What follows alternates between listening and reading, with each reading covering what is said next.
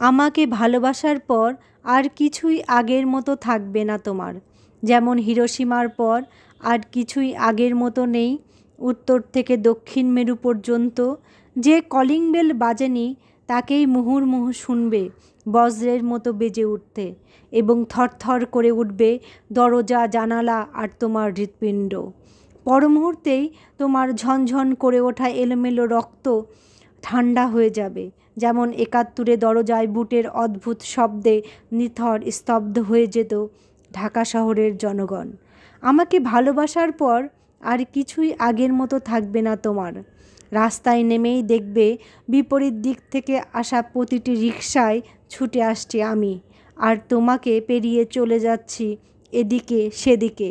তখন তোমার রক্ত আর কালো চশমায় এত অন্ধকার যেন তুমি ওই চোখে কোনো কিছুই দেখোনি। আমাকে ভালোবাসার পর তুমি ভুলে যাবে বাস্তব আর অবাস্তব, বস্তু আর স্বপ্নের পার্থক্য। সিঁড়ি ভেবে পা রাখবে স্বপ্নের চূড়োতে, ঘাস ভেবে দুপা ছড়িয়ে বসবে অবাস্তবে। লাল টুকটুকে ফুল ভেবে খোপায় গুজবে গুচ্ছ গুচ্ছ স্বপ্ন। না খোলা শাওয়ারের নিচে ১২ই ডিসেম্বর থেকে তুমি অনন্তকাল দাঁড়িয়ে থাকবে এই ভেবে যে তোমার চুলে, ত্বকে, ওষ্ঠে, গ্রীবায় অজস্র ধারায় ঝরছে বোদলেয়ারের আশ্চর্য মেঘদল। তোমার যে ঠোঁটে চুমু খেয়েছিল উদ্যম পরায়ণ এক প্রাক্তন প্রেমিক, আমাকে ভালোবাসার পর সেই নষ্ট ঠোঁট খসে পড়ে সেখানে ফুটবে এক অনিন্দ গোলাপ। আমাকে ভালোবাসার পর আর কিছুই আগের মতো থাকবে না তোমার।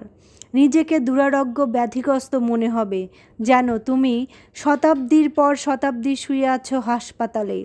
পর মুহূর্তেই মনে হবে মানুষের ইতিহাসে একমাত্র তুমিই সুস্থ, অন্যরা ভীষণ অসুস্থ।